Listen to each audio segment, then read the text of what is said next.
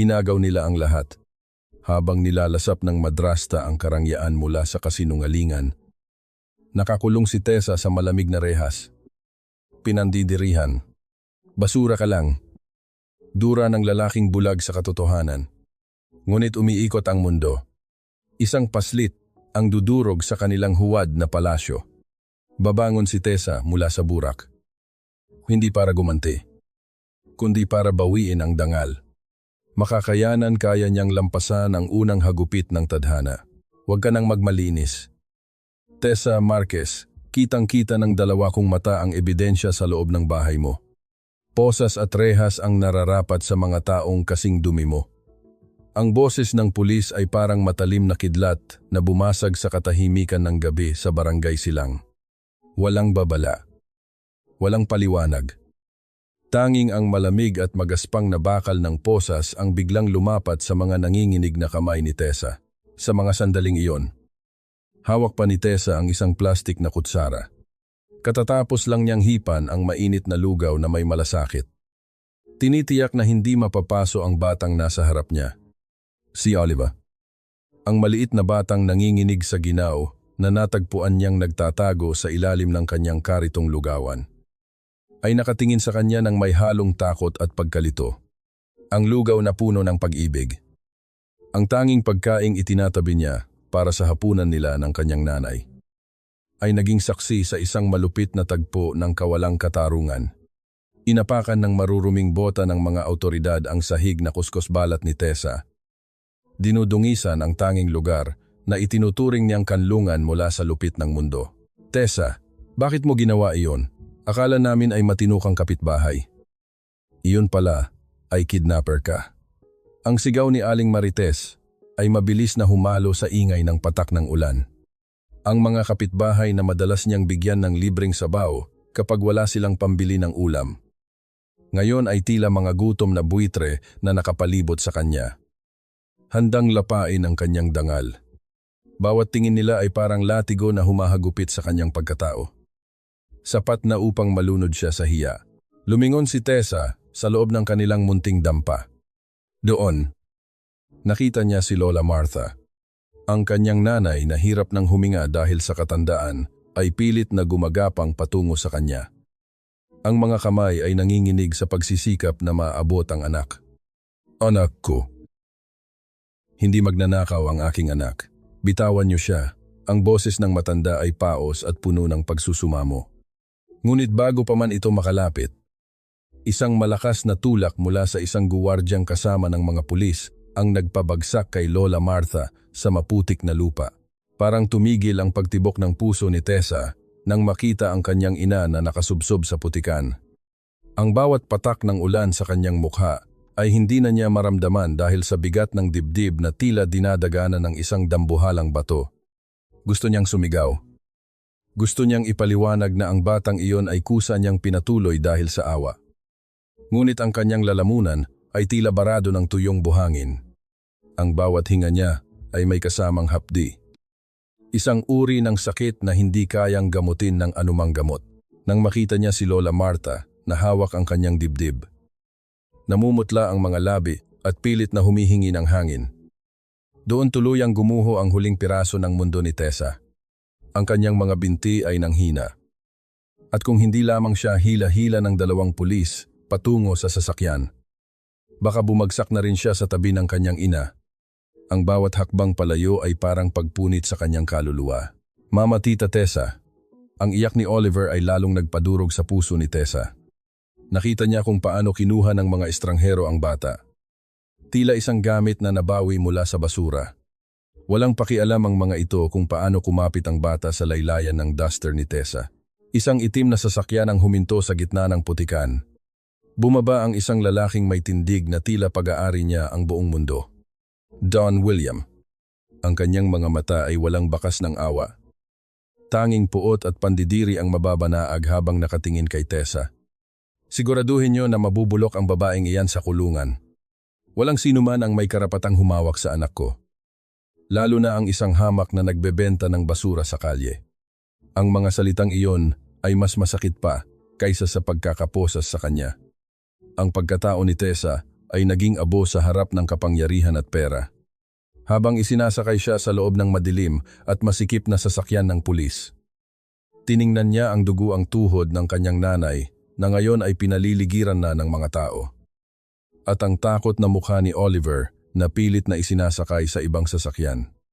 Isang tanong ang paulit-ulit na umalingaw-ngaw sa kanyang isipan. Mapait at tila isang sumpang walang kasagutan sa ilalim ng madilim na langit ng Maynila. Panginoon, kailan pa naging isang krimen ang magkaroon ng pusong marunong maawa sa kapwa habang unti-unting lumalayo ang sasakyan? Ang huling nakita ni Tessa ay ang anino ng kanyang karitong lugawan na itinumba ng hangin. Ang mga plastik na mangkok ay nagkalat sa kalsada. Tila mga pangarap na nawasak sa loob lamang ng isang saglit. Ang dilim sa loob ng sasakyan ay tila kumakain sa kanyang pag-asa. Habang ang bawat patak ng ulan ay nagpapaalala sa kanya na sa mundong ito, ang katotohanan ay madalas na nalulunod sa ingay ng mga mapanghusga. Naisara ang pintuan ng sasakyan na may tunog na tila nagtatapos sa kanyang malayang buhay. Hindi niya alam kung saan siya dadalhin o kung muli pa niyang mayayakap ang kanyang nanay. Ang tanging baon niya ay ang hapdi ng pagkaka-traidor ng tadhana sa pinaka-inosenteng bahagi ng kanyang buhay.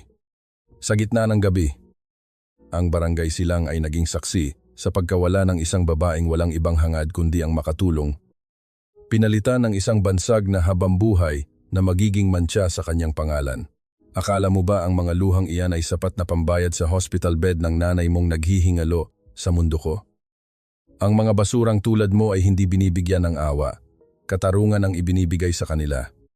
Ang boses ni Don William ay parang hiwa ng patalim sa loob ng madilim at mabahong selda. Ang bawat salita niya ay punong-puno ng lason. Malamig at walang bahid ng pag-aalinlangan. Sa ilalim ng aandap-andap na ilaw ng presinto, nakaupo si Tessa sa malamig na semento. Nakayakap sa sariling mga tuhod. Ang kanyang buhok ay gulo-gulo. May mga tuyong bakas ng putik sa kanyang pisngi. At ang kanyang damit ay amoy luya at sibuyas pa rin ang halimuyak ng huling lugaw na niluto niya para kay Oliver. Ang kabila ng kanyang palad ay may maliliit pang pasa mula sa pagkakahila ng mga pulis. Ngunit hindi ang sakit ng katawan ang kanyang iniinda. Ang bawat tibok ng kanyang puso ay tila isang mabigat na martilyo na bumubugbog sa kanyang pagkatao. Lalo na't ang lalaking nasa harap niya ay tinitingnan siya na parang isang maduming peste na dapat nang puksain. Nanigas ang buong katawan ni Tessa. Ang kanyang lalamunan ay tila tinumbok ng isang malaking bara. Tuyot na tuyot. At ang bawat paglunok ay nagdudulot ng hapdi. Hindi siya makasigaw. Ang kanyang mga mata, napagod na sa pag-iyak, ay nakatitig lamang sa makintab na sapatos ni Don William, isang simbolo ng yaman na kayang bumili ng katotohanan. Habang siya ay nakalubog sa kahirapang tanging katapatan lamang ang kayang panghawakan, ang tanong na paulit-ulit na humahampas sa kanyang isipan, bakit ang isang taong may pusong kasing lamig ng yelo ang siyang may hawak ng susi sa kaligtasan ng tanging taong mahal ko? Binasag ni Don William ang katahimikan nang ihagis niya ang isang tumpok ng mga larawan sa harap ni Tessa. Ang tunog ng mga papel na humahampas sa semento ay tila mga sampal na nanunuot sa pandinig ni Tessa. Tingnan mo ang mga iyan. Ang anak ko. Ang anak ko na hindi man lang marunong kumain nang walang katulong. Kinuha mo at dinala sa estero. Anong balak mo? Hihingi ka ng ransom para may pambili ka ng gamot ng nanay mo. Napakadesperada mo. Tessa. Nanginginig ang mga kamay ni Tessa habang pilit niyang inaabot ang isa sa mga larawan. Hindi niya pinansin ang mga akusasyon. Don William. Nakikiusap ako. Ang boses niya ay halos isang bulong na lamang. Basag at puno ng pighati. Kahit isang tawag lang po. Gusto ko lang malaman kung buhay pa ang nanay ko. Iniwan ko siyang nakasubsob sa putikan. Baka kung ano nang mangyari sa kanya. Isang mapait na tawa ang kumawala sa mga labi ng bilyonaryo. Lumapit siya kay Tessa. Sapat na upang maamoy ni Tessa ang mamahaling pabango nito na humahalo sa amoy ng selda, isang pabalat-bunga ng kapangyarihan. Gagamitin mo pa ang nanay mo para makakuha ng simpatiya ang mga tulad mong nabubuhay sa estero. Sana'y kumain ng tira-tira. Huwag mong gamitin ang pamilya mo para magpaawa. You are a criminal. At sisiguraduhin kong hindi ka na makakalabas dito. Sa gitna ng pangungutya, yumuko si Tessa. Marahan niyang pinulot ang mga larawan na nagkalat sa maruming sahig. Sa isang litrato, nakita niya si Oliver, ang bata ay nakangiti habang may hawak na laruan bago ito nawala. Iyon ang ngiting nakita niya sa kanyang panaginip. Ang ngiting dahilan kung bakit niya ibinigay ang huling piraso ng kanyang tinapay sa bata. Hinaplos niya ang mukha ng bata sa larawan. Tila ba sa pamamagitan niyon ay maipararating niya ang kanyang pagmamahal. Ito ang kanyang golden moment sa gitna ng impyerno. Ang katotohanan kahit ituring siyang halimaw ng mundo. Alam niya sa kanyang puso na nailigtas niya ang batang ito mula sa gutom at takot. Bakit mo hinahawakan ang litrato ng anak ko? Galit na tanong ni William. Sabay sipat sa kamay ni Tessa. Dahil kahit tawagin niyo akong basura. Ang basurang ito ang nagpainit sa tiyan ng anak niyo noong nanginginig siya sa ginaw. Sagot ni Tessa. Sa unang pagkakataon ay tumingin siya ng diretso sa mga mata ni William. Ang kanyang mga mata ay hindi kakikitaan ng galit, kundi ng isang uri ng lalim na tanging ang mga taong nawalan na ng lahat ang mayroon. Sandaling natigilan si William. May kung anong kumurot sa kanyang dibdib. Isang hindi maipaliwanag na pag-aalinlangan. Ngunit mabilis niya itong iwinaksi. Binalot muli ng galit ang kanyang isipan. Huwag mo akong gamitan ng mga ganyang drama. Pagbabayaran mo ito. Eksaktong pagkatapos niyon. Bumukas ang bakal na pinto ng selda. Pumasok ang isang pulis na may hawak na radyo. Don William. May tumawag po mula sa ospital. Tungkol po sa matandang babaeng dinala mula sa barangay Silang. Agad na tumayo si Tessa. Ang kanyang mga kadena sa paa ay lumikha ng tunog na tila nagmamadali rin. Ang nanay ko. Ano pong nangyari sa nanay ko? Tumingin ang pulis kay William bago muling lumingon kay Tessa na may malamig na ekspresyon. Nasa critical condition ang nanay mo. Inatake siya sa puso at kailangan ng agarang operasyon sa loob ng susunod na 2 oras. Pero ayon sa ospital, kailangan ng malaking deposito bago sila magsimula. Dahil wala silang makitang kamag-anak na may pera. Baka ilipat na lang siya sa charity ward.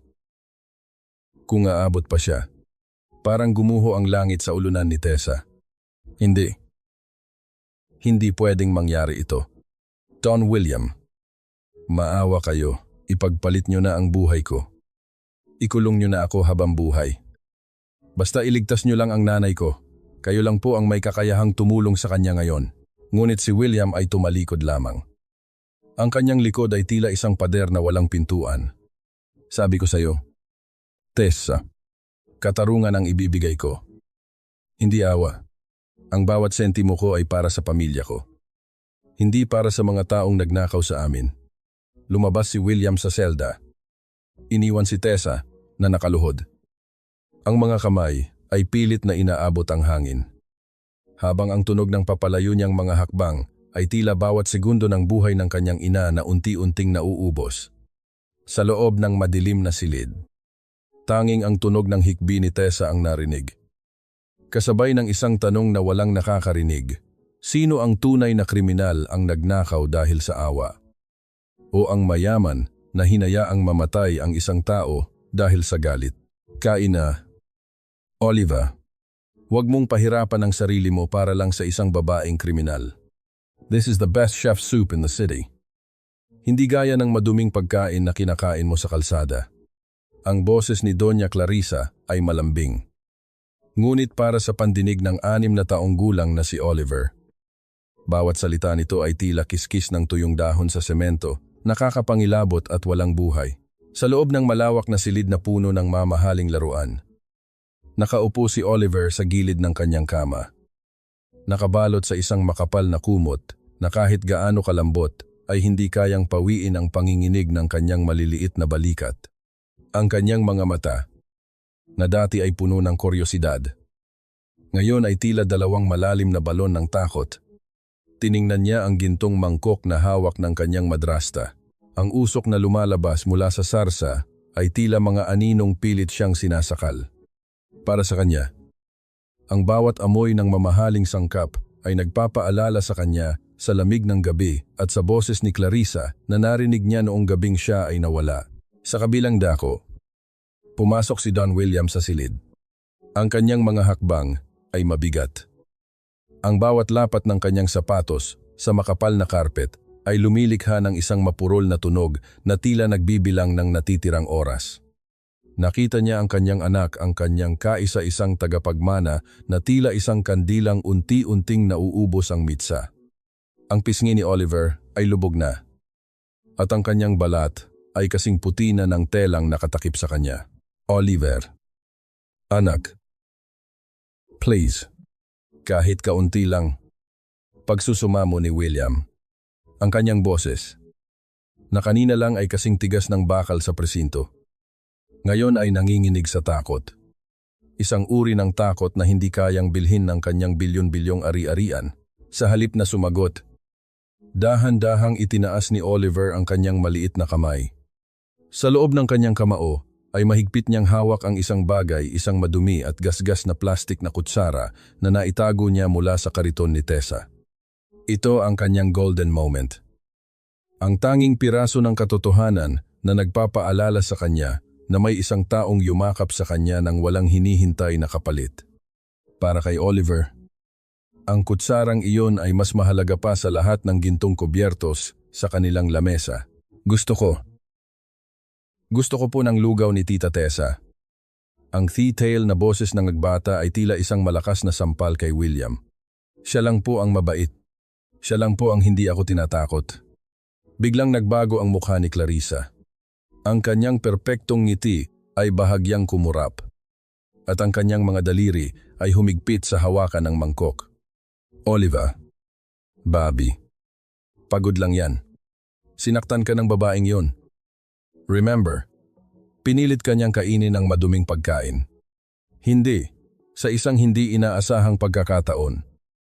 Buong lakas na tinabig ni Oliver ang mangkok mula sa kamay ni Clarissa. Ang tunog ng mamahaling porselana na nagkakapiraso sa sahig ay tila isang pagsabog ng damdamin sa loob ng tahimik na silid. Ang mainit na sarsa ay tumalsik sa puting karpet. Tila isang mantsa ng kabiguan na hindi na mabubura. Napatras si Clarissa. Ang kanyang mga mata ay nanlilisik sa galit na pilit niyang itinago sa likod ng kanyang mga palad. William, tingnan mo, he's losing his mind. Kailangan na siyang gamutin ng mga eksperto. Malayo sa impluensya ng babaeng yon. Ngunit hindi nakikinig si William sa kanyang asawa. Ang kanyang tingin ay nakapako sa kanyang anak na ngayon ay muling bumagsak sa unan.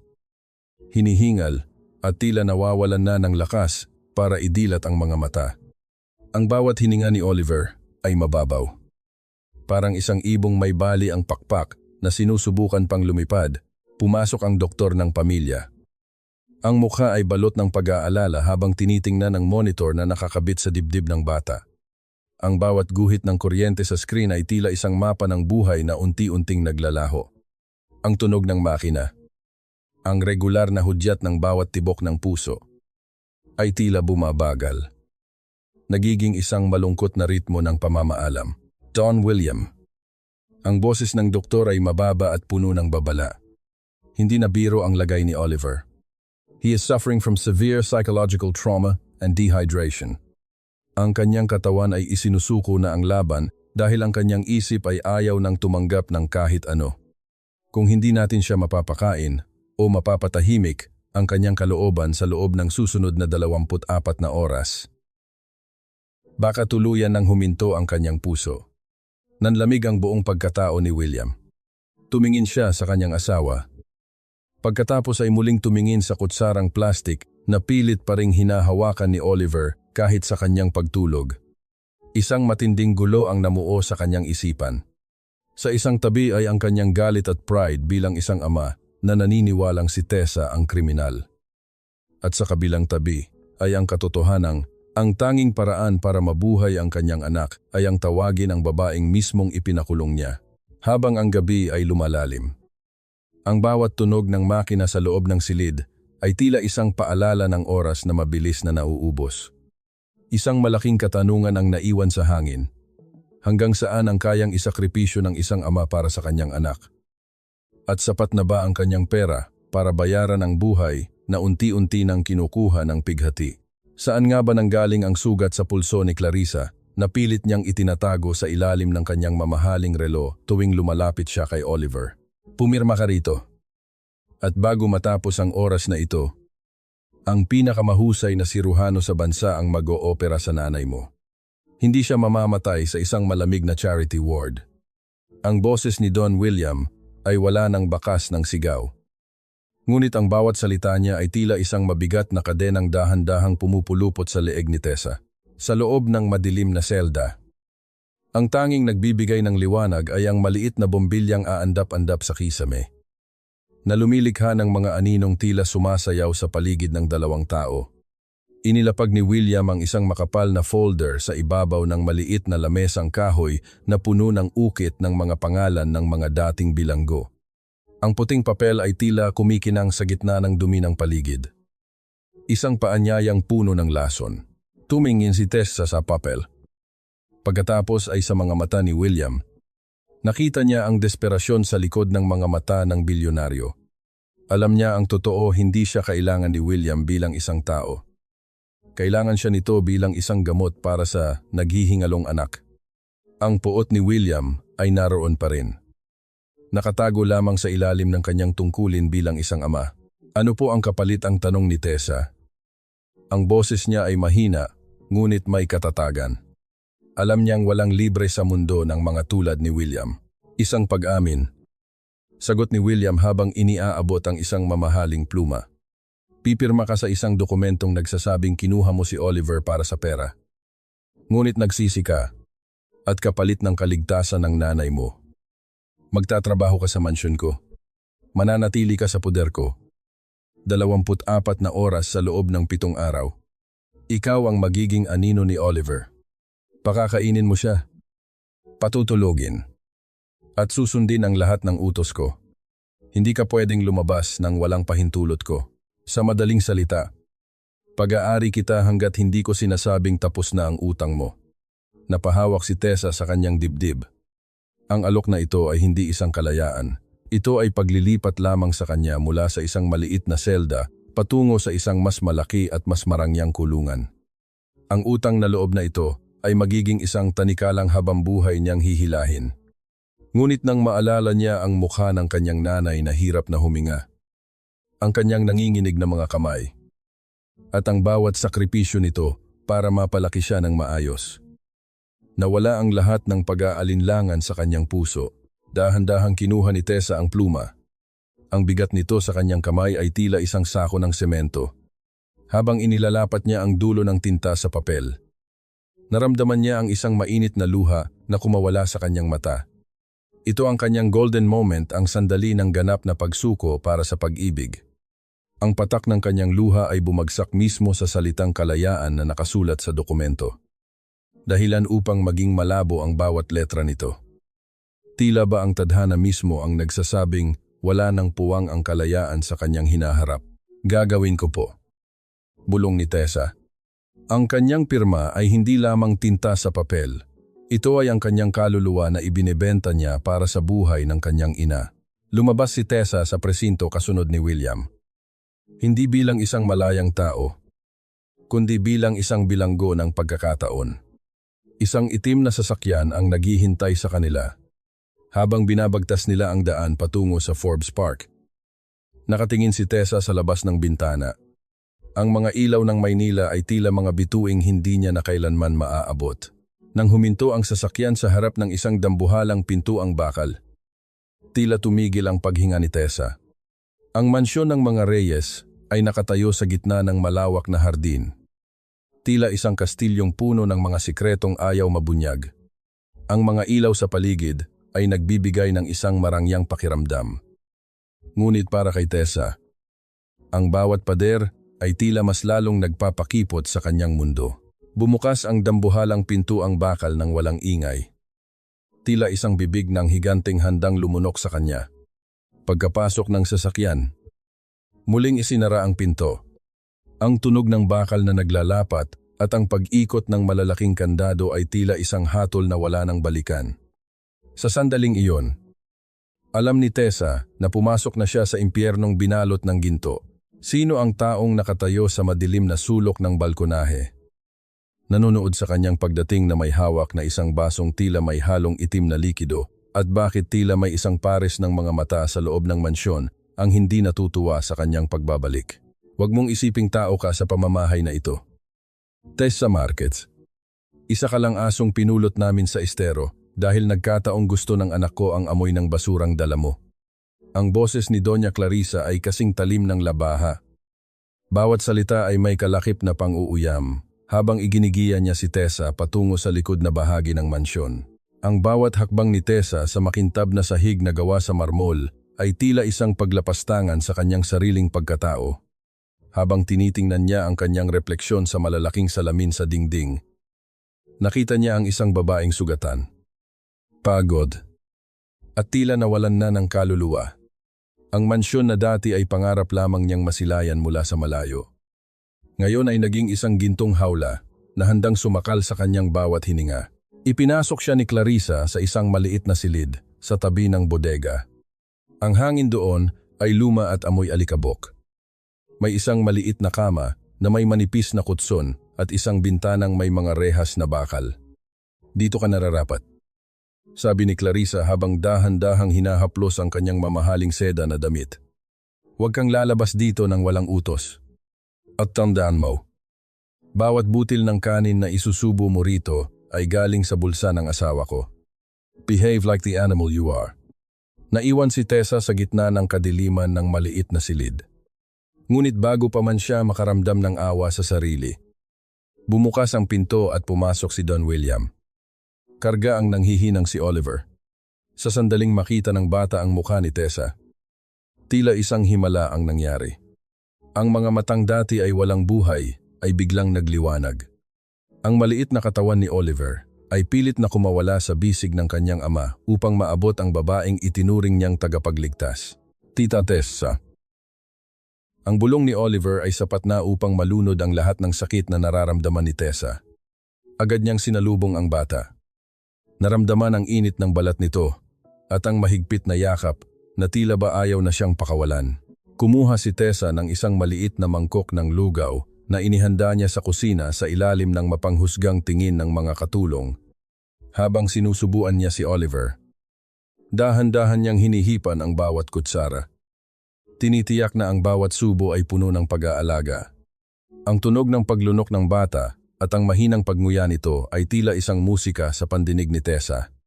Nakita niya mula sa gilid ng kanyang mga mata si Don William na nakatayo sa pintuan. Tahimik na nanonood. May isang kakaibang emosyon sa mukha ng bilyonaryo, isang halo ng lunas, pagtataka, at isang bahid ng dusa na hindi nito maipaliwanag. Ngunit ang kapayapaang iyon ay mabilis na winasak ni Clarisa. Pumasok ang madrasta sa silid na may hawak na tray ng mainit na tsaa. Hayaan mo na ang yaya na gumawa niyan. William, halika muna rito, sabi niya habang lumalapit sa pwesto ni Tessa. Sa isang mabilis at tila aksidenteng pagkakataon, itinagilid ni Clarisa ang tray. Ang mainit na likido ay dumaloy mismo sa nakalantad na braso ni Tessa. Ang usok mula sa tsaa ay agad na humalo sa malamig na hangin ng silid. Naramdaman ni Tessa ang nakakapang-abot na hapdi. Ang kanyang balat ay agad na namula at tila nagniningas. Ngunit sa halip na sumigaw, mahigpit niyang itinikom ang kanyang mga labi. Ito ang kanyang golden moment. Mas pinili niyang tiisin ang hapdi at manatiling kalmado upang hindi magulat o matakot si Oliver. Nginitian niya ang bata kahit na ang kanyang mga mata ay nangingilid na ang luha ng sakit. Itinago niya ang kanyang nasusunog na braso sa likod ng kanyang tapis. Ay, pasensya na. Napaka-clumsy ko talaga. Ang sabi ni Clarisa na may halong peking pag-aalala. Ang kanyang mga mata ay nagniningning sa katuwaan habang nakatingin sa naghihirap na si Tessa. Tumingin si William sa namumulang braso ni Tessa. Pagkatapos ay sa asawa, may namuong tensyon sa kanyang mga panga. Ngunit bago pa man siya makapagsalita, hinalikan na siya ni Clarisa sa pisngi at hinila palabas ng silid. Hayaan mo na siya. William, sanay naman ang mga yan sa hirap. Nang makaalis ang dalawa, muling bumagsak ang katahimikan sa silid. Tanging ang mahinang paghinga ni Oliver ang maririnig. Marahang inilapag ni Tessa ang mangkok at tiningnan ang kanyang braso na ngayon ay naglulubay na ang balat sa tindi ng paso. Sa kabila ng lahat, isang malungkot na kaisipan ang pumasok sa kanyang isip. Sa bahay na ito, ang bawat sulok ay may mata. At ang bawat pagkakataon ay isang patibong. Sino ang lalaking nakatayo sa labas ng bintana ng kusina? May hawak na isang maliit na boteng may lamang itim na pulbos habang pinapanood ang pagkaing nakahanda para sa hapunan ni Oliver. At bakit tila may isang malaking lihim na nakatago sa ilalim ng bawat marangyang piging sa mansyon ng mga Reyes? Huwag kang dumaing, Tessa. Ang sakit na nararamdaman mo ay maliit na halaga lamang para sa kaligtasan ng batang ito. Ang bulong na ito ni Tessa sa sarili ay tila isang dasal habang tinitingnan niya ang mangkok ng lugaw na nakapatong sa lamesa ng kusina. Ang kanyang braso na napaso ay kumikirot pa rin. Bawat lapat ng hangin sa namumulang balat ay parang tusok ng libu-libong karayom. Ngunit hindi ito ang nagpapakaba sa kanya. Isang kakaibang amoy ang humahalo sa samyo ng luya at kanin. Isang mapait na amoy na tila gamot na nabulok.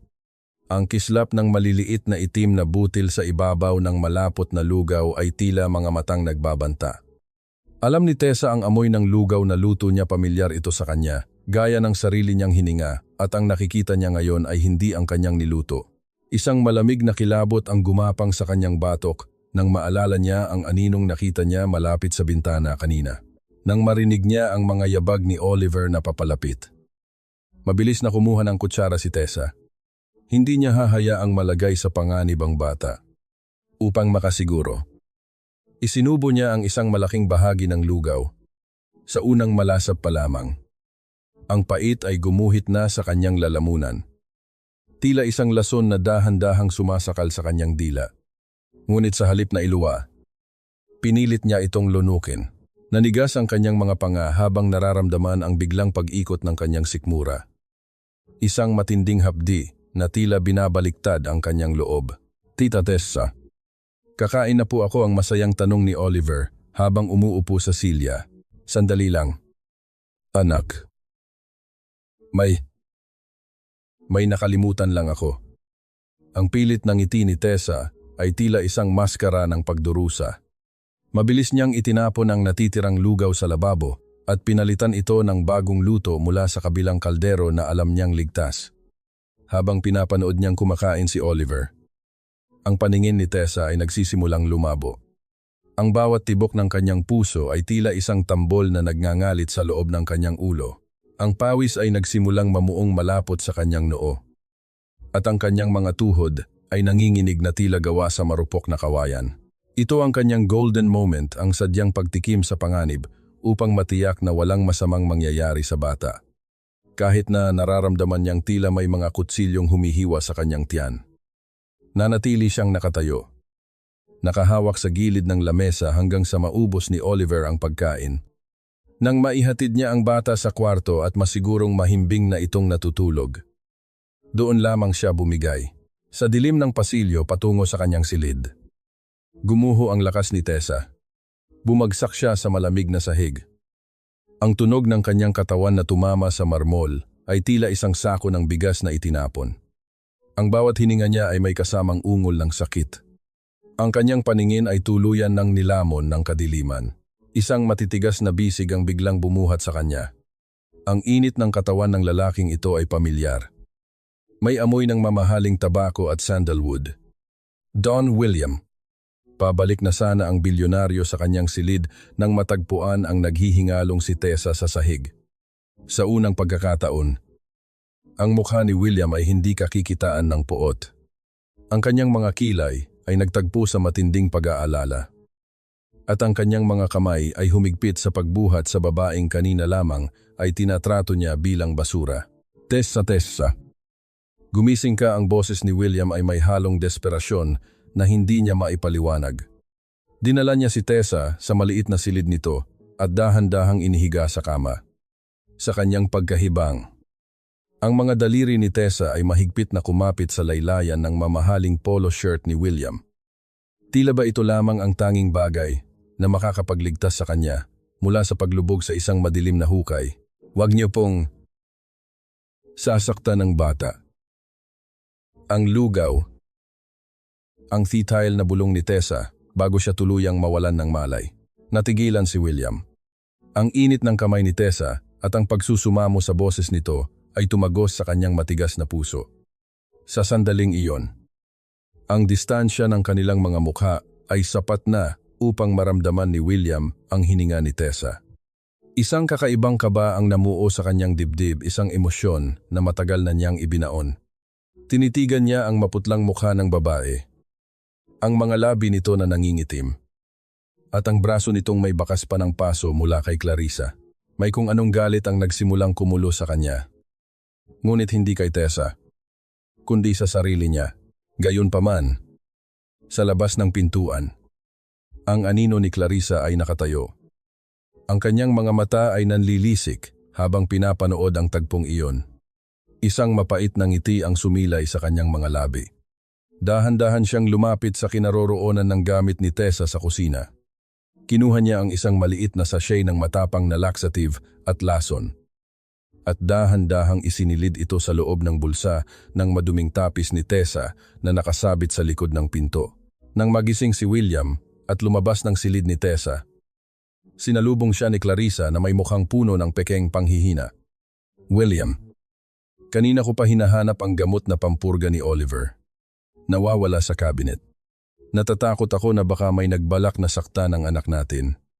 Agad na bumalik ang hinala sa mga mata ni William. Naglakad siya patungo sa kusina at hinablot ang tapis ni Tessa.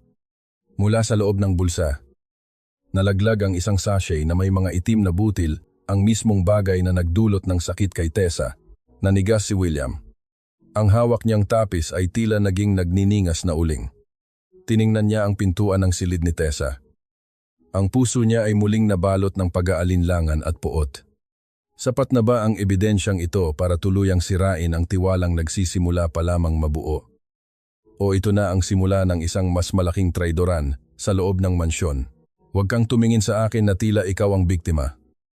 Tessa, ang ebidensyang ito ang nagsasabi ng katotohanan na pilit mong itinatago sa likod ng iyong mga mapang-aping mata. Ang boses ni Don William ay gumuho sa loob ng maliit na silid. Kasing lamig ng hangin galing sa sementeryo. Ibinagsak niya ang maduming tapis sa paanan ni Tessa. At mula rito ay gumulong ang sachet ng itim na pulbos, isang lason na tila humahalakhak sa gitna ng katahimikan. Kakagising lang ni Tessa mula sa pagkakahimatay. Ang kanyang katawan ay tila pinuputol ng libu-libong itak dahil sa lasong inako niya para kay Oliver. Ngunit ang sakit na iyon ay walang-wala kumpara sa talim ng tingin ni William.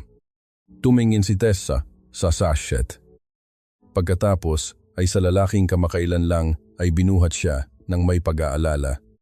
Ang kaunting pag-asa na nabuo sa kanyang puso ay agad na naging abo. Hindi sa akin yan.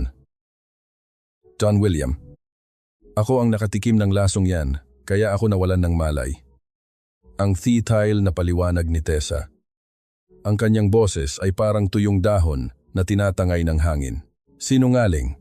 Ang sigaw ni Doña Clarissa ay pumutok sa pintuan habang marahas siyang pumasok sa silid. May dala siyang isang maliit at lumang kwaderno na may mga kupas na pahina. William, tingnan mo. Habang naghihingalo ang anak natin. Ang babaeng ito ay abala sa pagtatago ng kanyang mga plano sa maduming notebook na ito. Nanlaki ang mga mata ni Tessa. Huwag. Huwag po yan. Sa nanay ko po yan. Iyon ang kwaderno ni Lola Martha. Ang tanging bagay na naguugnay sa kanyang ina habang ito ay nasa ospital. Punong-puno iyon ng mga recipe ng halamang gamot at mga sulat kamay na dasal ng kanyang ina para sa kanya.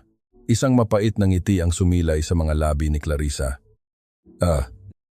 Ang alaala ng iyong nanay na mamamatay na. Siguro ay mas mabuti kung magsama na kayo sa impyerno. Sa isang iglap. Hinawakan ni Clarissa ang magkabilang dulo ng kwaderno.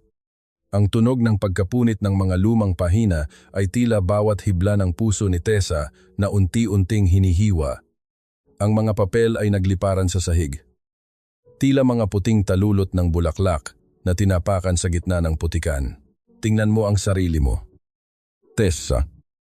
Patuloy ni Clarissa habang dinuduro ang nanghihinang babae. Kahit ang nanay mo. Siguro ay ikinahiya ka bago siya atakehin sa puso. Namamatay siya ng mag-isa dahil sa isang anak na magnanakaw at mamamatay tao. Hindi sumagot si Tessa. Hindi siya sumigaw. Ang kanyang mga labi ay nanginginig.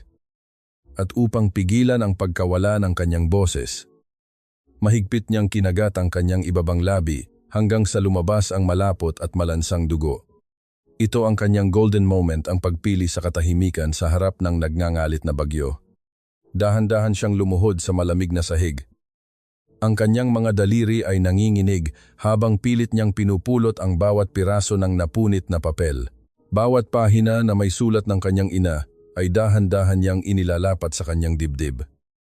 Tila ba sinusubukan niyang makuha ang huling init nito? Sa pintuan, si Miguel na driver ay nakatayo. Ang kanyang mga kamay ay nakakuyom sa bulsa. Ang bawat tunog ng pagkapunit ng papel ay tila sumusumbat sa kanyang konsensya. Alam niya ang totoo. Nakita niya ang anino ni Clarissa sa kusina. Ngunit ang takot para sa sariling buhay ay mas matimbang kaysa sa katarungan para sa isang babaeng tinitingnan ng lahat bilang basura. Tinitigan ni William ang eksena. Ang kanyang panga ay naninigas. Nakita niya ang dugo ang labi ni Tessa at ang paraan ng pagyakap nito sa mga basurang papel.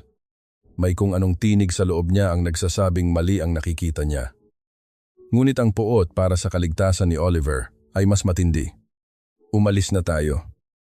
Clarissa, hayaan mo siyang mabulok sa sarili niyang dumi. Nang makaalis ang mag-asawa, naiwang mag-isa si Tessa sa loob ng silid. Ang tanging maririnig ay ang mahinang tunog ng pagtulo ng ulan sa labas ng bintana. Kumuha si Tessa ng ilang butil ng tirang kanin mula sa kanyang maliit na lamesa, gamit ang kanyang nanginginig na mga daliri. Dahan-dahan niyang dinalian ang bawat piraso ng napunit na papel. Dahan-dahang binubuo muli ang tanging alaala ng kanyang nanay. Ang bawat patak ng kanyang luha na bumabagsak sa papel ay tila nagpapadilim sa tinta. Ngunit hindi siya tumigil. Nabalik lamang ang diwa ni Tessa nang marinig ang isang mahinang yabag sa labas ng kanyang pinto. Hindi siya lumingon. Ngunit alam niyang may nakatingin sa kanya. Si Don William ay bumalik. Hindi dahil sa galit, kundi dahil naiwan niya ang kanyang cellphone. Ngunit nanigas siya sa kanyang kinatatayuan nang makita ang anyo ni Tessa sa ilalim ng aandap-andap na ilaw. Ang babaeng tinawag niyang halimaw ay kasalukuyang nakayuko. Buong tiyagang idinidikit ang mga punit na pahina ng kwaderno gamit ang kanin. Habang ang kanyang mga balikat ay mahinang yumayanig sa bawat pigil na naggagaling sa kanyang lalamunan. Ang tunog ng kanyang paghikbi ay tila isang punyal na dahan-dahang sumasaksak sa puso ni William. Sa sandaling iyon, ang katahimikan ng gabi ay nabasag ng isang mahinang kaluskos mula sa itaas na palapag, isang tunog ng mabilis na pagtakbo at ang biglang pagtili ni Oliver na tila nakakita ng isang tunay na demonyo. Ano ang nakita ni Oliver sa loob ng kwarto ni Clarissa na nagtulak sa kanya upang tumakbo palabas ng mansyon sa gitna ng malakas na ulan at makakarating kaya si Tessa sa kanya bago pa man mahuli ang lahat? Ang gabi ay lumipas na tila isang mabigat na panaginip para kay Don William.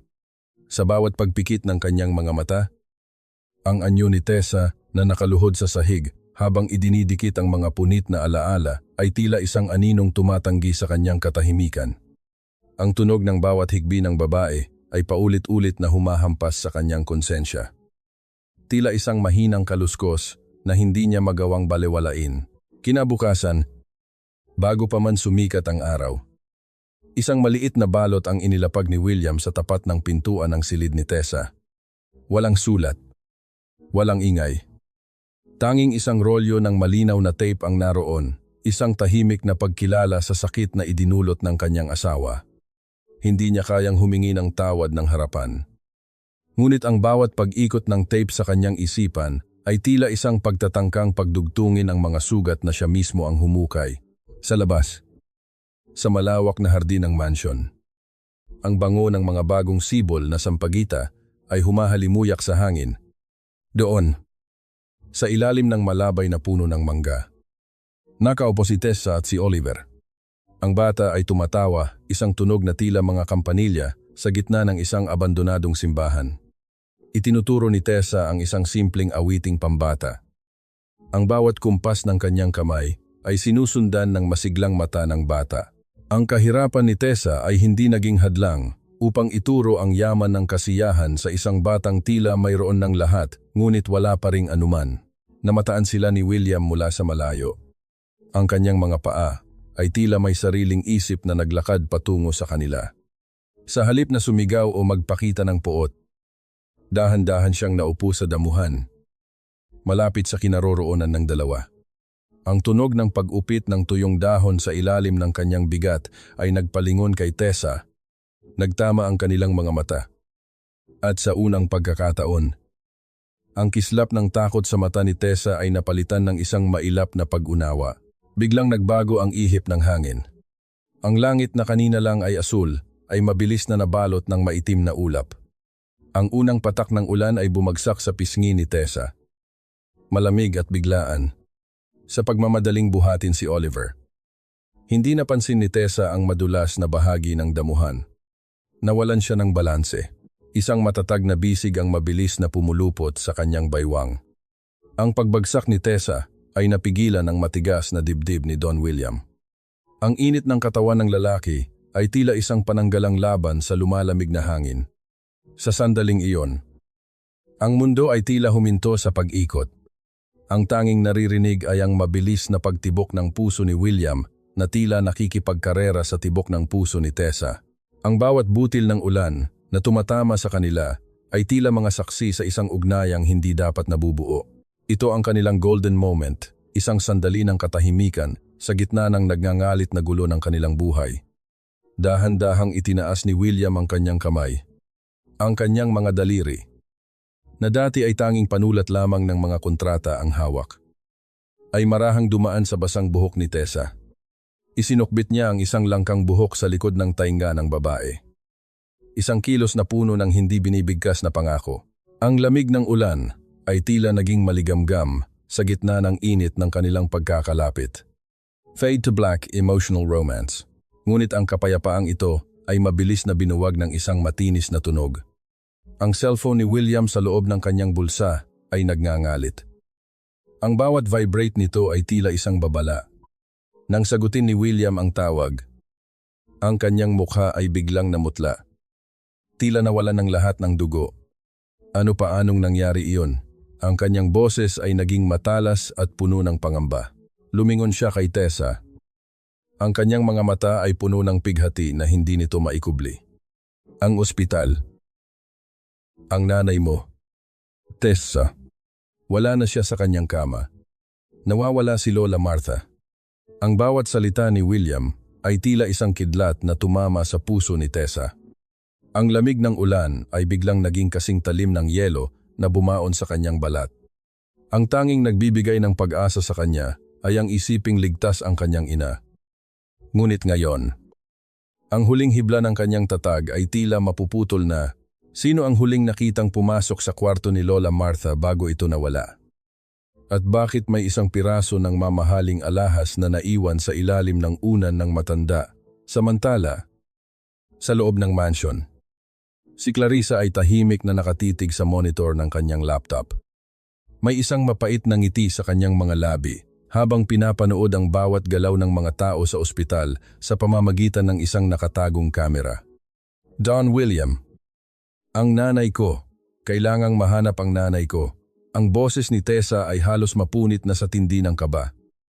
Ang bawat hininga niya ay parang hinihiwa ng libo-libong tinik sa kanyang lalamunan. Ang ulan ay patuloy na bumubuhos. Dinidilig ang kanyang takot hanggang sa ito ay maging isang dambuhalang punong sumasakal sa kanyang pag-asa. Sa gitna ng kaguluhan, mabilis na kumilos si William. Ang kanyang mga mata na dati ay puno ng puot. Ngayon ay nag-aapoy sa determinasyong protektahan ang babaeng nasa harap niya. Hinawakan niya ang balikat ni Tessa. Ang init ng kanyang mga palad ay tila nagsisilbing angkla sa gitna ng nagngangalit na bagyo ng emosyon. Tessa, makinig ka. Ipapahanap ko siya. Lahat ng tauhan ko. Lahat ng koneksyon ko sa gobyerno. Gagamitin ko. Hindi ko hahayaang may mangyaring masama sa kanya. Habang abala si William sa pag-uutos sa kanyang mga security guards sa loob ng mansyon, Isang malamig na kamay ang biglang humablot sa braso ni Tessa. Walang imik siyang hinila ni Doña Clarisa patungo sa loob ng isang malawak na banyo sa ibaba. Ang tunog ng pagsara ng pinto at ang pag-ikot ng kandado ay tila hatol ng kamatayan para kay Tessa. Anong ginagawa niyo, ang tanong ni Tessa? Ang kanyang boses ay nanginginig, ngunit may bakas na ng tapang. Lumapit si Clarisa. Ang kanyang mukha ay kasing talim ng labaha sa ilalim ng maliwanag na bumbilya. Walang bakas ng pagmamalasakit. Tanging ang halimuyak ng mamahaling pabango na tila lason na nanunuot sa ilong ni Tessa. Makinig ka sa akin. Basura. Akala mo ba ay nakakalimutan ko ang mga pagpapakyut mo sa asawa ko? Akala mo ba ay gagana ang paawa effect mo? Dinuro ni Clarisa ang mukha ni Tessa. Ang bawat salita niya ay parang latigo. Umalis ka sa pamamahay ko. Tessa. Ngayon din. Kung hindi ka maglalaho sa harap namin bago sumikat ang araw, sisiguraduhin ko na sa morgue mo napupulutin ang nanay mo. Isang tawag ko lang. Mawawala ng hangin ang matandang yan sa kung saan ko man siya itinago. Nanigas ang buong pagkatao ni Tessa. Ang bawat tibok ng kanyang puso ay tila isang babala. Ang takot na kanina ay nagpaparalisa sa kanya ay biglang napalitan ng isang kakaibang init, isang galit na nagmumula sa kailaliman ng kanyang pagiging anak. Tumingin siya ng diretso sa mga mata ni Clarisa. Sa unang pagkakataon, hindi siya yumuko. Ang kanyang mga mata ay nag-apoy sa isang uri ng lakas na tila hindi kayang tapatan ng anumang yaman. Hindi niyo ako kilala. Ma'am? Ang boses ni Tessa ay mababa. Kasing lamig ng semento. Maaaring wala akong pera. Maaaring turing niyo sa akin ay basura. Pero ang isang anak na wala nang mawawala ay mas mapanganib kaysa sa kahit anong lason mo. Hanapin niyo ang lahat ng paraan para takutin ako. Pero hinding-hindi ko iiwan ang nanay ko. At hinding-hindi ko hahayaang mapunta si Oliver sa kamay ng isang gaya mo. Ito ang golden moment ni Tessa, ang sandaling ang biktima ay naging palaban. Ang kanyang panloob na lakas ay tila isang baluti na hindi kayang butasin ng mga salita ni Clarisa. Binuksan niya ang gripo ng banyo ng buong lakas. Hinayaang umagos ang tubig upang lunurin ang tunog ng kanyang paghikbi. Inihilamos niya ang malamig na tubig sa kanyang mukha. Pilit na itinatago ang bawat bakas ng panghihina. Nang makalabas siya sa banyo, sinalubong siya ng madilim na pasilyo. Doon, sa gilid ng hagdan, nakatayo si Miguel, and driver. Ang kanyang mga mata ay balisa. Patingin-tingin sa paligid, tila may kinatatakutan. Habang dumadaan si Tessa, mabilis na lumapit si Miguel at may idinuwing maor-papel sa kanyang palad. Sa lumang bodega sa labas ng lungsod. Doon nila dinala ang matanda. Ang bulong ni Miguel ay halos hindi marinig. Kasing hina ng pagaspas ng pakpak ng gamugamo. Bago pa man makapagtanong si Tessa, naramdaman niya ang isang malamig na presensya sa kanyang likuran. Ang anino ni Clarisa ay dahan-dahang lumalaki sa pader. Tila isang halimaw na handang sumunggab. Ang tunog ng takong ng sapatos ni Clarisa sa sahig ay tila bawat segundo ng bombang sasabog na. Anong pinag-uusapan niyo, ang malamig na tanong ni Clarisa na nagpatigil sa paghinga ni Tessa. Hawak ni Tessa ang papel sa loob ng kanyang nakakuyom na kamao. Ang bawat kanto nito ay bumaon sa kanyang balat. Nagpapaalala sa kanya na ang kaligtasan ng kanyang ina ay nakasalalay sa kanyang susunod na hakbang. Makakalusot kaya siya sa matalas na paningin ni Clarisa? O ito na ang katapusan ng kanyang pag-asa? Mabilis na itinago ni Tessa ang maor-papel sa loob ng kanyang palad. Hinahayaan ang mga kuko niya na mabaon sa sariling balat upang hindi manginig ang kanyang mga kamay. Ang boses ni Clarisa ay tila isang malat na huni ng kuwago sa gitna ng gabi. Puno ng paghihinala at panganib. Wala po. Ma'am, nagtatanong lang po ako kung pwedeng magpahatid sa ospital. Ang sagot ni Tessa. Ang kanyang boses ay pilit na pinatatag kahit na ang kanyang tuhod ay tila gawa sa marupok na kawayan. Hindi sumagot si Clarisa. Sa halip, marahas niyang hinablot ang cellphone ni Miguel mula sa bulsa nito. Mag-ingat ka. Miguel, tandaan mo kung sino ang nagpapakain sa pamilya mo. Ang singhal ng madrasta habang tinititigan ng driver na tila isang basahan. Sa isang iglap, tinalikuran sila ni Clarissa. Ang tunog ng kanyang marahas na paghakbang ay unti-unting naglaho sa pasilyo. Ngunit ang bigat ng kanyang presensya ay nanatiling nakasakal sa hangin. Nang sumapit ang hating gabi, ang buong mansyon ay nabalot ng isang nakabibinging katahimikan. Tanging ang mahinang pag-ugong ng aircon at ang paminsan-minsang huni ng mga kuliglig sa labas ang maririnig. Dahan-dahang binuksan ni Tessa ang pinto ng kanyang silid. Bitbit ang kanyang tsinelas upang hindi lumikha ng tunog sa makintab na sahig. Tinahak niya ang daan patungo sa likod na pinto. Ang bawat tibok ng kanyang puso ay tila isang tambol na nagbababala ng panganib. Saan ka pupunta, nanigas si Tessa? Ang boses na iyon ay galing sa anino malapit sa malaking orasan sa sala. Lumabas si Don William. Ang kanyang polo shirt ay gulo-gulo at ang kanyang mga mata ay kakikitaan ng matinding pagpuyat. Hindi siya galit. Ang kanyang mukha ay balot ng isang uri ng pighati na ngayon lang nakita ni Tessa. Walang nagawa si Tessa kundi ipakita ang halimbawa papel. Don William. Nakikiusap ako. Hayaan niyo na akong umalis. Narito ang nanay ko. Hindi ko kayang manatili rito habang alam kong naghihirap siya dahil sa asawa niyo. Kinuha ni William ang papel. Nang mabasa niya ang address, ang kanyang panga ay nanigas sa matinding galit at panlulumo. Ang bodega sa labas ng lungsod ang lumang planta ng pamilya ni Clarissa na matagal nang inabandona. Sa sandaling iyon, ang huling hibla ng pag-aalinlangan sa isipan ni William ay naputol. Ang lahat ng dusa ni Tessa. Ang lahat ng pagsasakripisyo nito para kay Oliver. At ang kalupitan ng sarili niyang asawa ay tumama sa kanya na tila isang dambuhalang alon. Huwag kang mag-isa. Ang mababang boses ni William ay puno ng determinasyon. Ako ang magdadala sa iyo. Ako ang tatapos sa kalokohang ito. Ang biyahe patungo sa bodega ay tila isang walang katapusang paglalakbay sa gitna ng kadiliman. Walang imik ang dalawa sa loob ng sasakyan. Ngunit ang hangin sa pagitan nila ay puno ng mga salitang hindi kayang bigkasin. Ang tunog ng gulong sa semento at ang bawat paglipas ng mga ilaw sa kalsada ay tila nagbibilang ng natitirang oras. Nang marating nila ang bodega, sinalubong sila ng amoy ng kalawang at luma. Ang dambuhalang pintuang bakal ay nakakandado mula sa labas.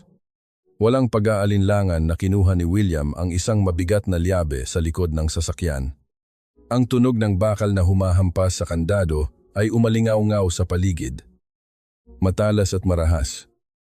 Hanggang sa tuluyang maputol ang tanikala. Sa loob, sa isang sulok ng madilim at malamig na warehouse, nakita nila ang isang maliit na kwartong gawa sa salamin, isang dating office na ngayon ay tila isang freezer dahil sa tindi ng lamig. Doon, nakahandusay sa sahig si Lola Martha.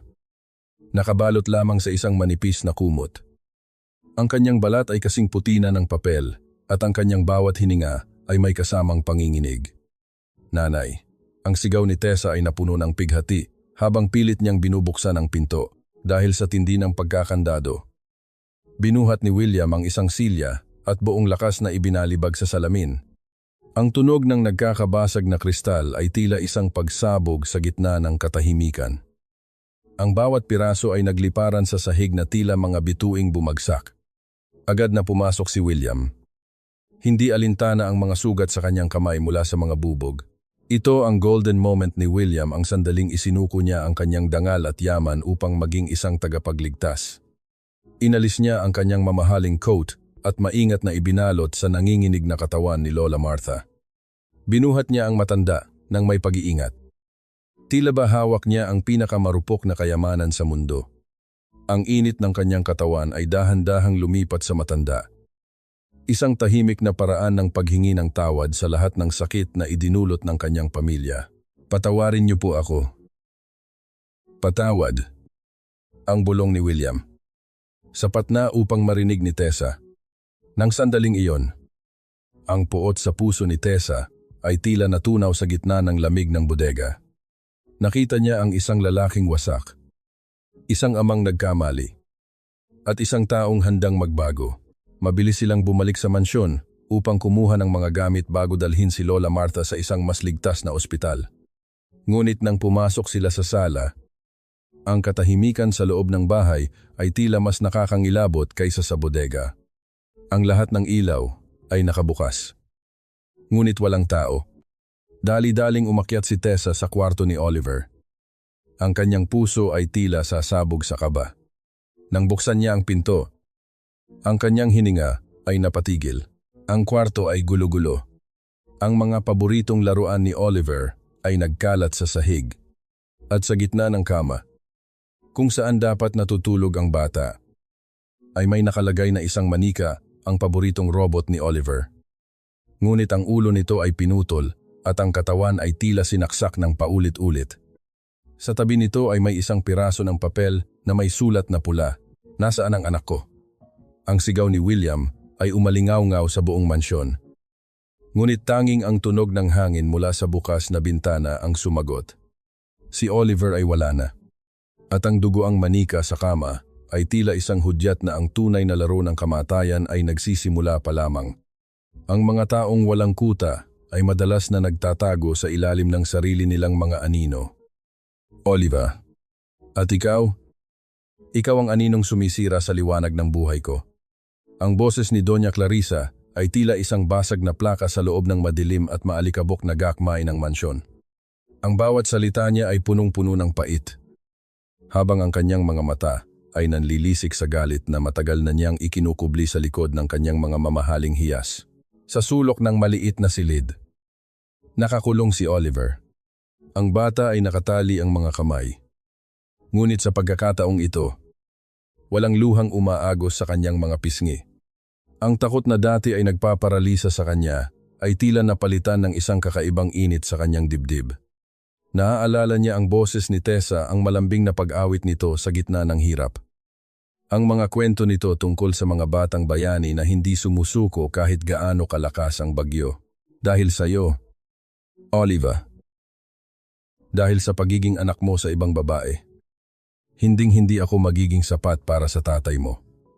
Ang sigaw ni Clarissa ay tila isang matinis na tunog na bumabasag sa katahimikan ng gabi. Lumapit ang madrasta sa bata. Ang kanyang mga kuko ay mabaon sa balikat ni Oliver habang marahas niya itong niyuyog. Sinisira ng basurang babaeng iyon ang pamilya ko. At ikaw ang ginagamit niya. Ngunit si Oliver ay hindi yumuko. Sa halip, tumingin siya ng diretso sa mga mata ni Clarissa, ang mga mata ng isang halimaw na nakatago sa likod ng magandang mukha. Hindi po basura si Mama Tessa. Ang mahinang boses ng bata ay puno ng paninindigan. Kayo po ang masama. Kayo ang nagkulong sa akin sa dilim. Dahil sa matinding galit, itinaas ni Clarissa ang kanyang kamay upang saktan ang bata. Ngunit bago pa man dumapo ang palad nito, kumilos si Oliver. Gamit ang lahat ng lakas na natitira sa kanyang maliit na katawan, ibinaon niya ang kanyang mga ngipin sa braso ni Clarissa. Ang tunog ng tela na napunit at ang biglang pag-atras ng madrasta ay tila isang hudyat ng paglaya. Mabilis na tumakbo si Oliver patungo sa pintuan. Hindi alintana ang sakit ng pagkakatali ng kanyang mga kamay. Sa ibaba, ang mansyon ay tila isang nagngangalit na karagatan. Don William at Tessa ay lalong naging desperado.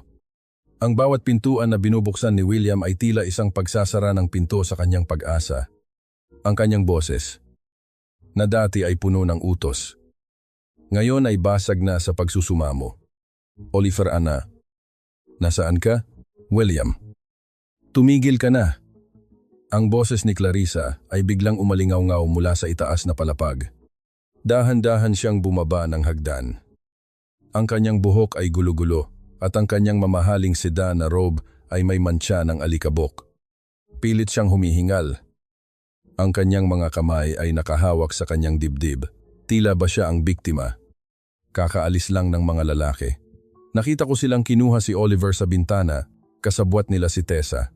Sinabihan niya ang mga kidnapper kung nasaan ang kwarto ng anak natin. Nanigas si William. Tumingin siya kay Tessa. Ang kanyang mga mata ay puno ng matinding pag-aalinlangan. Ngunit bago pa man siya makapagsalita, humarap si Tessa kay Clarissa. Ang kanyang tindig ay hindi na gaya ng isang katulong. Siya ay tumayo bilang isang ina na handang pumatay para sa kanyang anak. Nagsisinungaling ka. Ang boses ni Tessa ay mababa. Kasing talim ng isang nakatagong patalim. Alam ko kung paano matakot ang isang bata. Clarissa. At alam ko na hindi mo hahayaang makuha siya ng iba dahil gusto mo. Ikaw mismo ang dumurol sa buhay niya. Ito ang golden moment ni Tessa, ang sandaling ang kanyang instinto bilang tagapag-alaga ay naging isang liwanag sa gitna ng dumi. Ipinikit niya ang kanyang mga mata. Pilit na inaalala ang bawat sulok ng mansyon na pinagtaguan ni Oliver noong sila ay naglalaro. Naaalala niya ang isang kwento ni Oliver tungkol sa lihim na silid sa ulap kung saan siya pumupunta kapag malungkot siya. William. Ang gakmay. Ang bulong ni Tessa. Nasa gakmay siya habang tumatakbo sila paakyat. Ang anino ni Clarissa ay sumusunod. Ang kanyang mga kuko ay kumakalos sa pader habang pilit niyang hinahabol ang dalawa. Ang tunog ng mabilis na pag-akyat nila sa hagdan ay tila bawat segundo ng bombang malapit ng sumabog, nang marating nila ang dulo ng madilim na pasilyo. Nakita nila ang isang maliit na anyo na lumalabas mula sa isang nakatagong pinto sa kisame. Si Oliver. Duguan ang mga kamay mula sa pagkakakalas ng tali.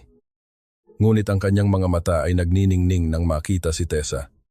Mama Tessa. Ang sigaw ng bata ay tila isang himala sa gitna ng impyerno, ngunit sa likod nila, ang mukha ni Clarissa ay tuluyan ng nagbago. Ang kanyang pilit na pag-iyak ay naging isang nakakapangilabot na halakhak.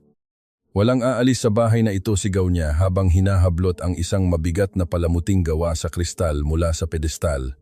Ang dambuhal na kidlat ay gumuhit sa langit. Nagbibigay ng isang nakakasilaw na liwanag sa loob ng madilim na pasilyo. Ipinapakita ang tunay na halimaw na matagal nang naninirahan sa loob ng mansyon ng mga Reyes. Diyan ka nababagay. Tessa, sa dumi, sa ulan, at sa kamatayan. Huwag mong isiping makakaalis ka sa mansyong ito nang buhay kasama ang anak ko. Ang boses ni Clarissa ay humalo sa hagupit ng hangin sa rooftop ng mansyon. Ang bawat salita niya ay punong-puno ng lason. Habang ang ulan ay walang awang dumidilig sa kanyang galit. Hawak niya ang isang piraso ng matulis na dekorasyon. Ang kanyang mga mata ay nanlilisik tila isang hayop na nasukol sa sulok, sa gilid ng rooftop. Malapit sa mataas na lanukan. Nakatayo si Tessa. Nakayakap sa kanyang binti si Oliver. Ang maliit na katawan ng bata ay nanginginig, hindi lang dahil sa ginaw, kundi dahil sa takot sa babaeng dati niyang tinatawag na ina. Ang bawat patak ng ulan sa mukha ni Tessa ay humahalo sa kanyang mga luha. Ngunit ang kanyang mga braso ay nanatiling parang bakal na nakakulong sa paligid ng bata. Hindi mo na mababaliw ang katotohanan. Clarissa, tapos na ang paghahari mo sa takot. Ang sigaw ni Tessa ay mas malakas pa sa kulog na gumuguhit sa madilim na langit. Maaaring wala akong yaman, pero hindi ko hahayaang saktan mo ang batang ito kahit isang saglit pa. Lalong naging baliw ang itsura ni Clarissa. Humakbang siya palapit. Ang kanyang mamahaling seda ay basa at dikit sa katawan. Tinatapon ang lahat ng kanyang pagiging donya. Basura. Isang hamak na tindera ng lugaw lang ang sisira sa pangarap ko. Ibinenta ko ang kaluluwa ko para sa posisyong ito. At hindi mo ako mapipigilan. Akma niyang itutulak si Tessa at hahablutin si Oliver nang mangyari ang isang bagay na nagpatigil sa mundo. Si Oliver, ang batang dati ay palaging nagtatago, ay biglang humakbang pabalas. Tumayo siya sa harap ni Tessa. Ang kanyang maliit na dibdib ay nakabusangot sa harap ng madrasta. Huwag mong saktan si Mama Tessa. Ang sigaw ng bata ay umalingaw-ngaw sa buong rooftop. Matalas at puno ng katotohanan. Ikaw ang masama. Ikaw ang nagkulong sa akin sa madilim na kwarto. Narinig ko kayo ni Tito Miguel na pinag-uusapan ang pera. Ikaw ang kumuha sa akin. Ito ang golden moment. Ang sandaling ang kawalan ng malay ng isang bata ay naging pinakamalakas na sandata ng katarungan. Nanigas si Clarissa sa kanyang kinatatayuan. Ang kanyang panga ay nanginig at ang kanyang mga mata ay napuno ng hindi maipaliwanag na takot. Ang boses ni Oliver ay tila isang hatol na nagpabagsak sa lahat ng kanyang kasinungalingan. Eksaktong pagkatapos niyon, bumukas ang pintuan ng rooftop nang may malakas na puwersa. Don William. kasama ang ilang mga pulis at si Miguel, ay mabilis na pumasok sa eksena. Ang liwanag mula sa mga flashlight ng pulis ay tumama sa mukha ni Clarissa. Ipinapakita ang bawat guhit ng kanyang pagkakasala. William. Darling, huwag kang maniwala sa kanila. Mabilis na nagbago ang anyo ni Clarissa. Muli niyang isinuot ang maskara ng biktima. Lumuhod siya sa basang semento. Ang kanyang mga kamay ay nakataas tila nagdarasal. Ang bata. Tinuruan siya ng babaeng yan. Sinisiraan nila ako dahil gusto nilang makuha ang pera mo. I did everything for our family. William, para sa magiging anak natin. Ngunit si William ay hindi gumalaw. Ang kanyang mga mata ay nakapako sa kanyang anak na ngayon ay muling yumayakap kay Tessa. At sa mga sugat sa kamay ni Tessa na nagmula sa pagliligtas kay Oliver. Ang kanyang panga ay nanigas sa matinding puot at pagsisisi. Lumapit si Miguel, ang driver, na may hawak na isang cellphone. Ang kanyang boses ay nanginginig, ngunit determinado. Don William. Sapat na po ang pananahimik ko dahil sa takot. Narito po ang lahat. Pinindot ni Miguel ang play button. Ang boses ni Clarissa ay malinaw na narinig sa gitna ng katahimikan ng gabi. Naguutos sa mga kidnapper na dalhin si Oliver sa malayo at siguraduhing hindi na ito makakabalik. Ang bawat salita mula sa recording ay tila isang punyal na sumasaksak sa puso ni William. Tumingin siya sa kanyang asawa na parang nakakita ng isang hindi kilalang nilalang. Ang katahimikan ni William ay mas nakakatakot kaysa sa kahit anong sigaw. Diyan ka nagkakamali. Clarissa. Ang boses ni William ay mababa. Kasing lamig ng kamatayan. Wala kang pamilya. Dahil ang pamilya ay hindi nananakit ng bata para sa pera. Ang pamilya ay hindi naninira ng buhay ng ibang tao para sa posisyon.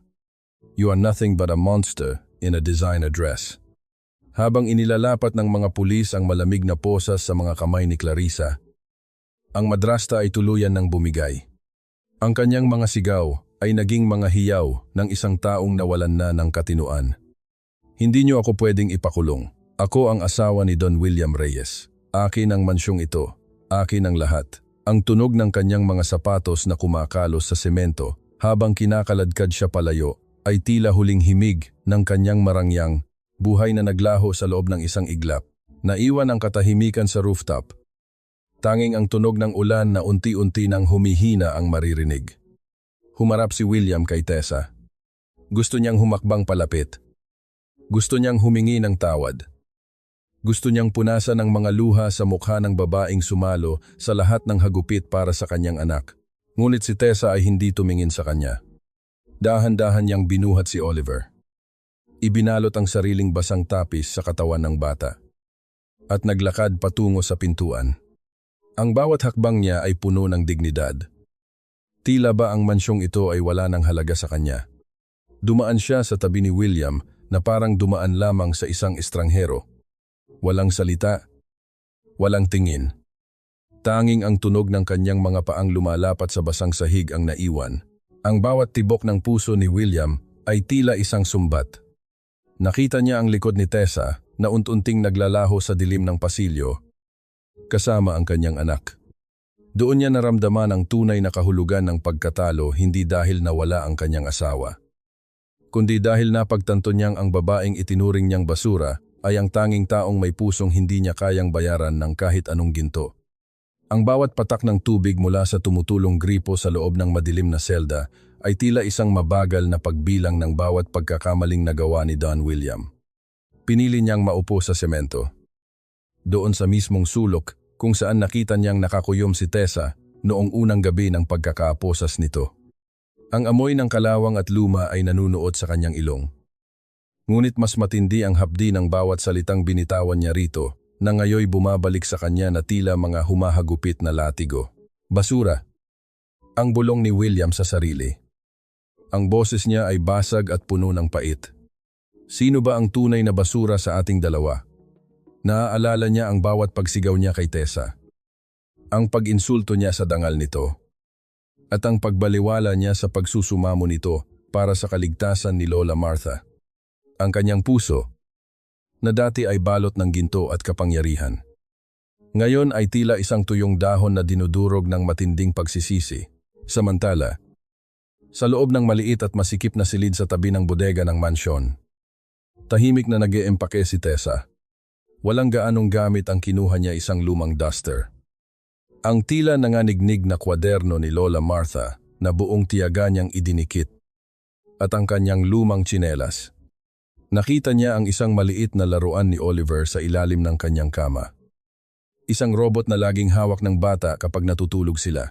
Ito ang kanyang golden moment. Sandaling tinitigan niya ang laruan. Hinaplos ang bawat kanto nito nang may kasamang matamis na ngiti. Ngunit dahan-dahan din itong ibinalik sa ibabaw ng unan. Hindi siya kukuha ng anuman na pag-aari ng mga Reyes, ang kanyang dangal. Kahit bugbog at sugatan, ang tanging yaman na ititira niya para sa sarili. Sa labas ng gate, nakatayo na si Lola Martha sa tabi ng isang taxi. Ang matanda ay medyo nanghihina pa, ngunit ang kanyang mga mata ay kakikitaan na ng kapayapaan.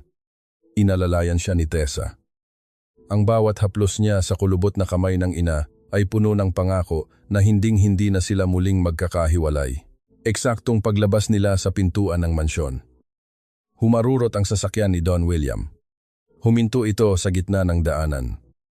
Ang tunog ng gulong sa semento ay tila isang desperadong hiling na tumigil ang oras.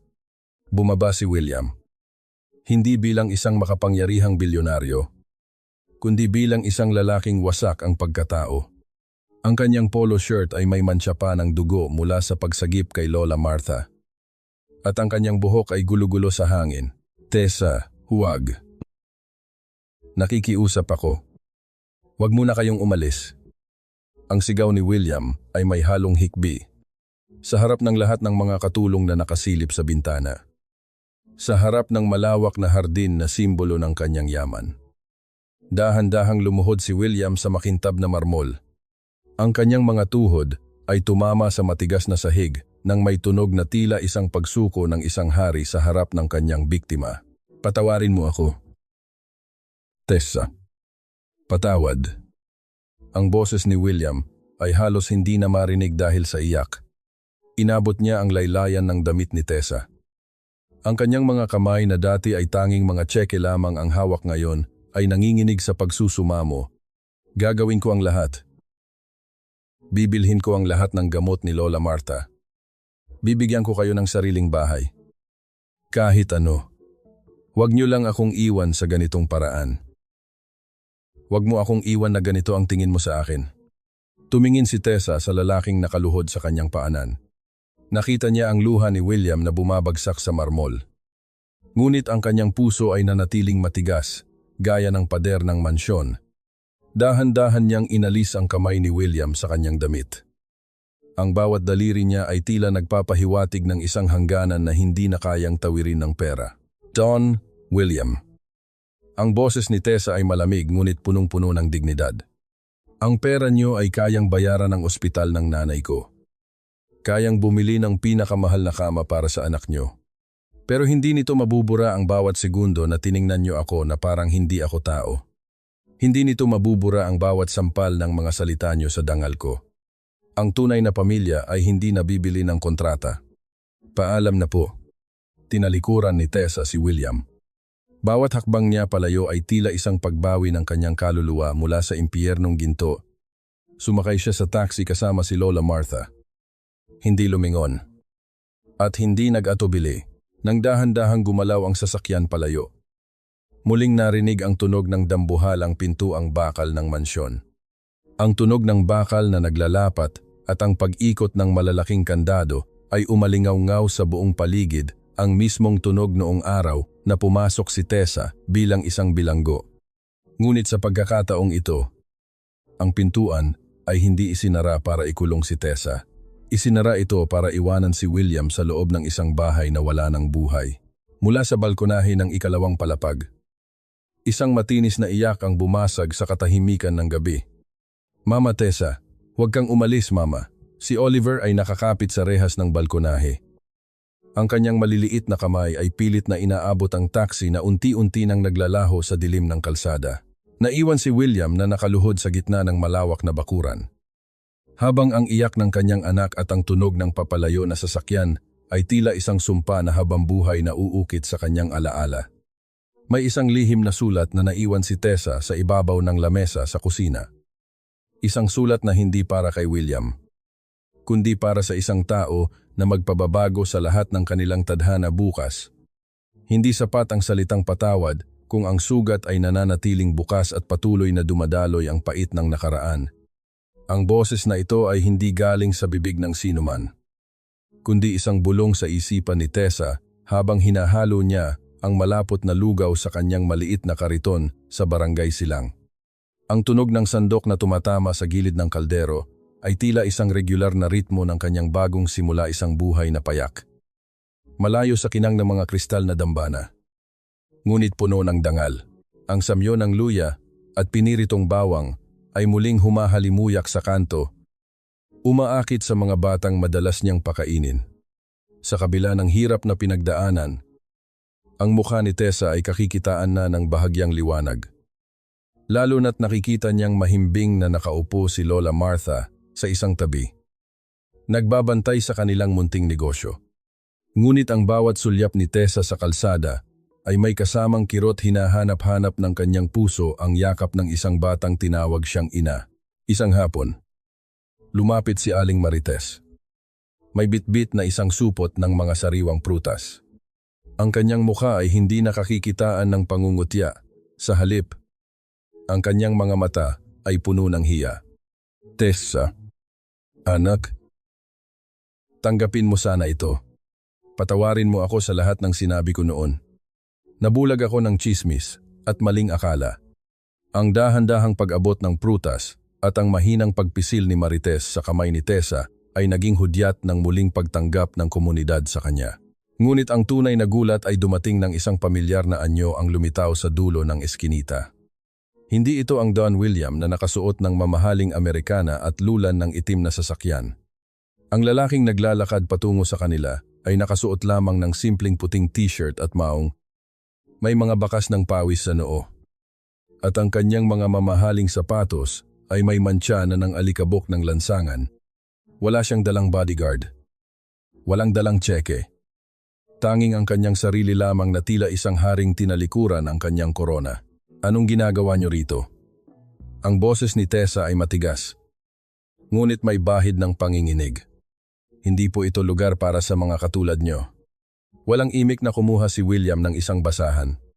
Sa ilalim ng nagtatakang tingin ng mga kapitbahay, yumuko ang bilyonaryo at nagsimulang punasan ang maruming lamesa sa tapat ng kariton ni Tessa. Ang bawat kaskas ng kanyang kamay sa kahoy ay tila isang pagtatangkang burahin ng bawat panglalait na binitawan niya rito noon. Hindi siya nagsalita. Hindi siya nagreklamo sa init ng araw o sa amoy ng estero sa paligid. Umalis na kayo. Don William, hindi mababayaran ng paglilinis niyo ang lahat ng ginawa niyo. Ang singhal ni Tessa. Ngunit tila bingi ang lalaki. Dinalhan ni William si Lola Martha ng tubig. Inalalayan ang matanda sa pag-upo. At buong tiyagang nakinig sa mga kwento nito tungkol sa kabataan ni Tessa. Sa loob ng ilang araw, naging bahagi si William ng eskinita. Natuto siyang maghugas ng mga plastik na mangkok. Natuto siyang makipag-usap sa mga kargador. At natuto siyang tumingin sa mata ng mga tao nang walang halong pagmamataas. Isang gabi, matapos ang isang mahabang araw, naiwan ang isang mangkok ng lugaw na bahagyang nasunog sa ilalim ng kaldero ang mga tirang pagkain na madalas ay itinatapon na. Ito ang naging golden moment ni William. Sa harap ni Tessa, kinuha niya ang mangkok at sinimulang kainin ang sunog na lugaw. Walang halong pag-iinarte. Bawat subo niya ay tila isang sakramento ng pagsisisi. Masarap ito. Tessa, ang mahinang sabi ni William habang nakatingin sa kanya. Ang kanyang mga mata ay nagniningning sa ilalim ng aandap-andap na ilaw ng kalsada. Dahil sa bawat subo nito, nararamdaman ko ang paghihirap na ipinaranas ko sa iyo. Lasang katotohanan ito. At hinding-hindi ko ito ipagpapalit sa kahit anong piging sa mansyon. Napalingon si Tessa.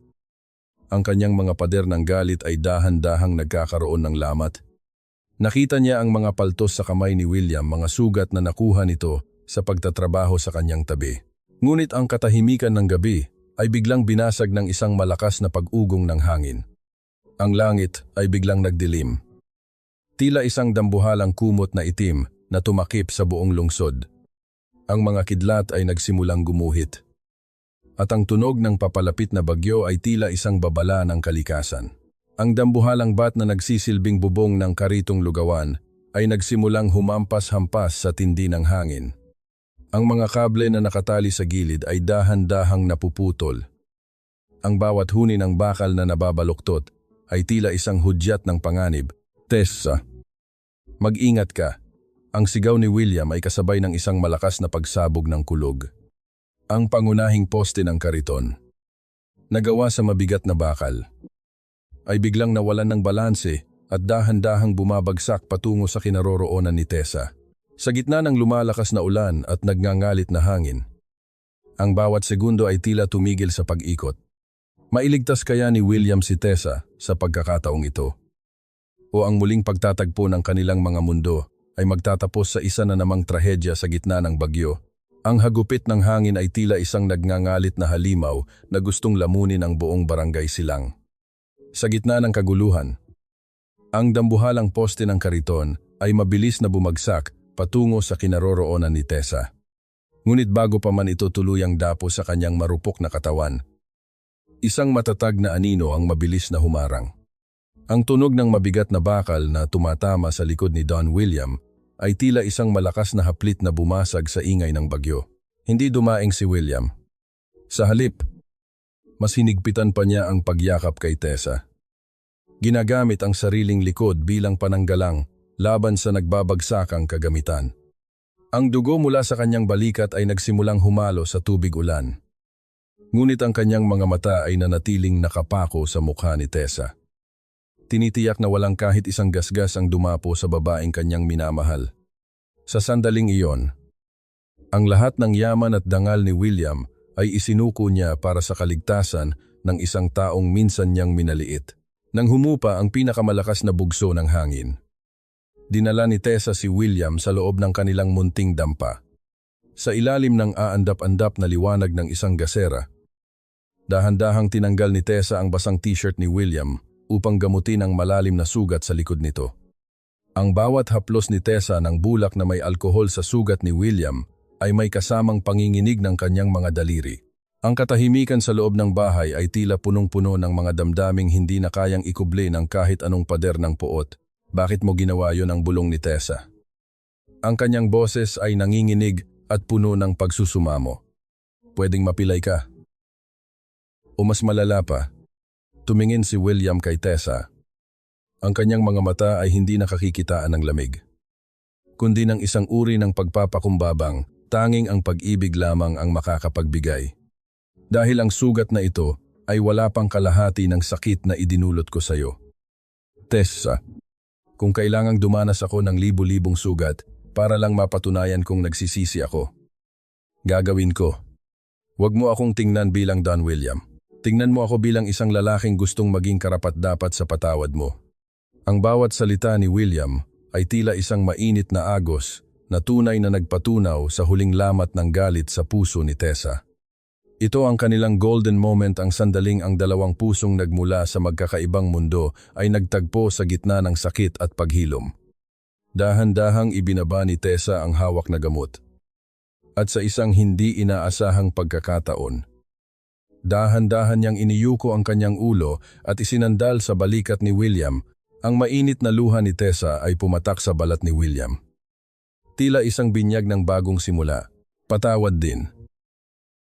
Dahil hinayaan kong lamunin ako ng galit. Ang mahinang sabi ni Tessa. Ang kanilang paglalapit ay nabasag ng isang pamilyar na busina ng sasakyan sa labas. Sa kabila ng baha at ulan, narating ni Miguel ang eskinita. At mula sa loob ng sasakyan, isang maliit na anyo ang mabilis na bumaba at lumusong sa putikan. Mama Tessa, Papa. Ang sigaw ni Oliver ay tila isang anghel na nagdadala ng liwanag sa madilim na gabi. Tumakbo ang bata at yumakap sa pagitan ni Tessa at William. Ang maliit na katawan ni Oliver ay nagsilbing tulay na tuluyang nagdugtong sa kanilang mga buhay. Sa loob ng maliit na bahay, sa gitna ng amoy ng ulan at luma, nabuo ang isang pamilyang hindi idinikta ng kontrata o yaman, kundi ng tunay na pagmamahal. Dahan-dahang inabot ni William ang kamay ni Tessa. Ang kanilang mga daliri ay nagpulupot ng mahigpit habang pinapanood nilang humihimbing si Oliver sa kanilang tabi. Ang bawat tibok ng kanilang puso ay tila isang pangako na kahit anong bagyo pa ang dumating, hinding-hindi na nila hahayaang mabitawan ang isa't isa. Fade to black emotional healing. Ang bagyo sa labas ay unti-unti nang humuhupa. Pinalitan ng isang malamig na simoy na nagdadala ng pag-asa. Wala na ang takot. Wala na ang hinala. Ang tanging natira ay ang bango ng bagong umaga na dahan-dahang sumisilip sa pagitan ng mga ulap.